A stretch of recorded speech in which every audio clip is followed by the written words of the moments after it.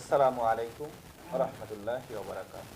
চট্টগ্রাম বন্দরনগর প্রাণকেন্দ্র নেভি হাসপাতাল গেটে অবস্থিত দাউল হিকমা মাদ্রাসার অনলাইন ক্লাসে আমি তোমাদের সাথে আছি মোহাম্মদ ইমরান। সুপ্রিয় শিক্ষার্থী, আজ আমি অষ্টম শ্রেণীর বৃত্ত সম্পর্কে একটু আলোচনা করব।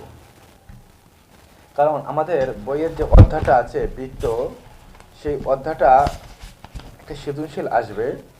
দশম অধ্যায়ে বৃত্ত আছে, সেখান থেকে সৃজনশীল আসবে। তাহলে আমরা যেই একটা বৃত্ত সম্বন্ধে যেহেতু আমরা শিখবো, একটা বৃত্ত সম্পর্কে যদি আমাদের কোনো সম্পদ হোক, উপপদ হোক, যাই আসুক না কেন, তাহলে আমাদের সেই বৃত্তটা আগে বুঝতে হবে আসলে বৃত্ত কি। আমরা সাধারণভাবে যে বৃত্ত বলতে যে গোলাকার কোনো জিনিসকে তো আমরা বৃত্ত বলি। আচ্ছা, এখন এই বৃত্তর অনেকটা অঙ্গ প্রত্যঙ্গ আছে, অর্থাৎ এটাকে আমরা অনেকটা নামকরণ করতে পারি। তাহলে যেমন একটা মানুষের বিভিন্ন অঙ্গ আছে, হাত, পা, নাক, চোখ, মুখ, এরকমের সেম বৃত্তের অনেকটা জিনিস আছে। দেখো, আমি বৃত্তের ফার্স্ট লিখে রাখলাম, 1 নম্বরে দিলাম কেন্দ্র।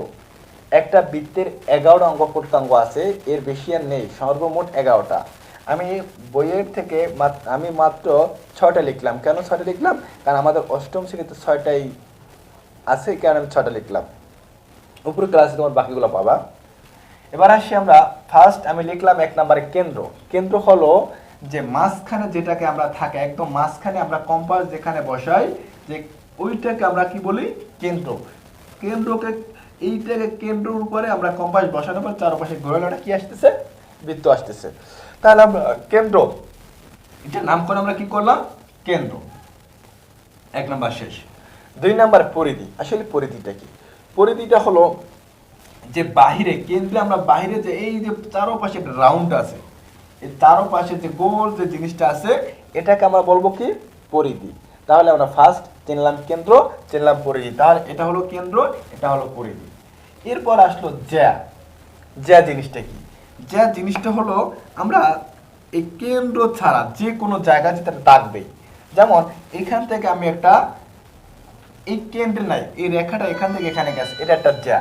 আমি এখান থেকে এটা যদি টানি, এটা একটা কি হলো? জ্যা হলো। তাহলে আমরা কেন্দ্র ছাড়া যদি কোনো রেখা এক পাশ থেকে অন্য পাশে যায়, তাহলে সেটা হবে কি? জ্যা।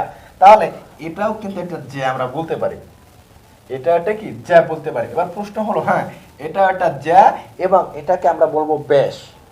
তাহলে যদি কোনো একটা রেখা কেন্দ্রকে ছেদ করে এক পাশ থেকে অন্য পাশে যায়, তাহলে সেটাকে আমরা ব্যাসও বলতে পারবো এবং সেটাকে বলতে পারবো জ্যা। তাহলে এই জিনিসটা কিন্তু ব্যাস নয়, এটা শুধুই জ্যা।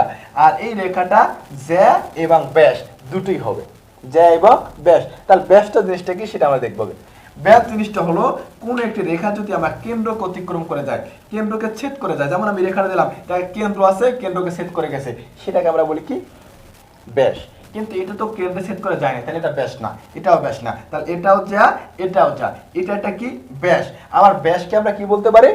শুধুমাত্র কেন্দ্রের যে দেখাটা থাকে, এটাকে আমরা ব্যাসও বলতে পারবো, যাও বলতে পারবো, কিন্তু এটাকে শুধু যা বলবো, এটাকে ব্যাস বলতে পারবো না। পরবর্তীতে আসলাম ব্যাস অর্ধ। ব্যাস অর্ধ কোনটা? দেখো, ব্যাস অর্ধ হলো যে আমরা এই যে ব্যাস আছে, আমি সেটা একটা অংশ যদি মুছে দেই, এই যে ব্যাস ছিল, ব্যাসের অর্ধেককে আমরা কি বলবো? ব্যাস অর্ধ। ব্যাসের অর্ধেকে কি বলবো আমরা? ব্যাস অর্ধ। এই ব্যাস অর্ধকে একটা মনে রাখতে হবে, তোমাকে আর দ্বারা সংজ্ঞায়িত করা হয়। ব্যাস অর্ধকে ছোট হাতের আর দ্বারা সংজ্ঞায়িত করা হয়। এরপর লিখলাম চাপ। আসলে চাপ জিনিসটা কি? যেমন আমি এখানে একটু দিলাম এ, এটা দিলাম বি, তাহলে এ বি হচ্ছে ব্যাসার্ধ, এটা বৃত্তের চাপ।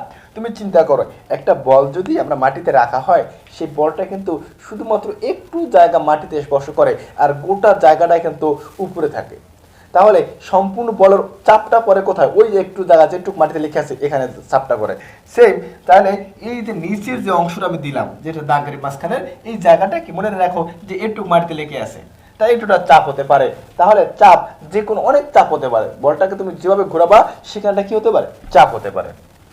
এবার এই বৃত্ত সম্পর্কে আমরা যদি মোটামুটি যে 6টা জিনিস শিখলাম, এখানে আরো আছে অন্তর্লিখিত চতুর্ভুজ, তারপর অন্তরস্থ কোণ, বৃত্তস্থ কোণ, এরকম অনেক কিছু আছে, স্পর্শক, ছেদক। যেমন আমি এখানে তোমাদেরকে আরো একটা দিলাম, যেমন এখান থেকে আমি যদি এটা তীর মারলাম, দেখো আমি যখন তীর মারলাম, এটাকে ছেদ করে গেছে কিনা, আমি তোমাদেরকে একটু সুন্দর করে দেখাচ্ছি।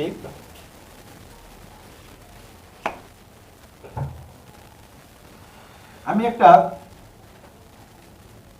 রেখা এখান থেকে যদি দেই, এটা ভিতর থেকে চলে গেছে, তাহলে এটাকে আমরা বলতে পারি, দেখো এখান থেকে যদি এটা মারলাম, এটা ভিতর থেকে যায়, এটাকে আমরা বলতে পারি ছেদক।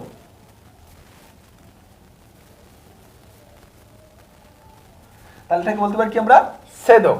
এবার এরপর আছে স্পর্শক, এই জিনিসগুলো আমাদের এখানে নেই, অন্য উপরে ক্লাসে পাবো, তাই আমি লিখলাম না।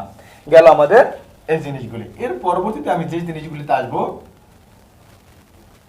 সেটা হলো, দেখো এবার এই বৃত্ত সম্বন্ধে আমাদের দেখলাম বইয়ের কিছু অঙ্ক আছে, সেটা আমাদের একটু জানতে হবে। তাহলে বৃত্তের ক্ষেত্রফল, তোমরা জানো ত্রিভুজের ক্ষেত্রফল কিভাবে নির্ণয় করতে হয়, আমরা তৃতীয় অধ্যায় শিখছি। চতুর্ভুজের ক্ষেত্রফল কিভাবে নির্ণয় করতে হয় সেটা আমরা তৃতীয় অধ্যায় শিখছি। কিন্তু ত্রিভুজ চতুর্ভুজ সম্বন্ধে আমরা জ্যামিতিও শিখছি লাগে, কিন্তু বৃত্তর ক্ষেত্রফল নির্ণয়ের ক্ষেত্রে আমরা শিখিনি। কিন্তু আজকে আমরা শিখব বৃত্তের ক্ষেত্রফলের সূত্র। আচ্ছা, আবার আমরা ত্রিভুজের পরিসীমা, বৃত্তের চতুর্ভুজের পরিসীমাও শিখছি, কিন্তু বৃত্তের ক্ষেত্রফল পরিসীমা আমরা জানি না। আজকে সেই সূত্র শিখব এবং অনেক সহজে সেটা বোঝার চেষ্টা করব। বোঝাবার তোমাদেরকে একটু চেষ্টা করবো, দেখো ভালোভাবে। এখানে আমি লিখলাম বৃত্তের ক্ষেত্রফল হচ্ছে পাই আর স্কয়ার। আমি বলছি শুধুমাত্র ব্যাস অর্ধকে আর দ্বারা সংজ্ঞায়িত করা হয়। ব্যাস অর্ধকে কি দ্বারা সংজ্ঞায়িত করা হয়? আর দ্বারা সংজ্ঞায়িত করা হয়। তাহলে সূত্র কি? বৃত্তের ক্ষেত্রফল সূত্র হচ্ছে পাই আর স্কয়ার। এবার প্রশ্ন হলো, তুমি জানো আর এর মান যদি 5 হয় তাহলে এখানে 5 বসাবা, কিন্তু এই যে পাই, পাই জিনিসটা কি, এই জিনিসটা কিন্তু আমরা বুঝি না, তাই না? আসলে পাই হলো, এই পাইয়ের একটা মান আছে, আমি সেই মানটা একটু তোমাদেরকে লিখে দিচ্ছি যে 3.1416। এবার প্রশ্ন হলো যে এই যে পাইয়ের মান আমরা পাই সমান সমান লিখতে পারি। আসলে তোমরা সায়েন্টিফিক ক্যালকুলেটর দেখবা যে পাইয়ের মান আছে, এই পাইয়ের মানের কোনো শেষ নেই। এটা এমন একটি সংখ্যা যার সারা পৃথিবীর মানুষ যদি গণনা করা শুরু করে, কিয়ামত পর্যন্ত গণনা করলেও এই পাইয়ের মান শেষ হবে না। কেন শেষ হবে না?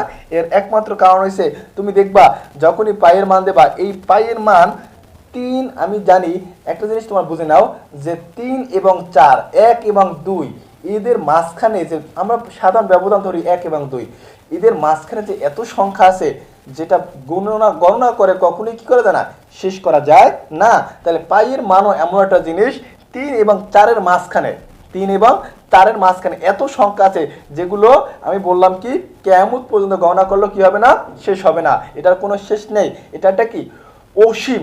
এটা একটা অসীম সংখ্যা যার কোনো কি নেই, শেষ নেই। আচ্ছা, এবার এই পাইয়ের মানটা, যেমন এটা নিয়ে বিশ্বে বর্তমান যুগে কি চলতেছে, প্রতিযোগিতা চলতেছে যে কে সব থেকে বেশি পাইয়ের মান মুখস্থ করতে পারে।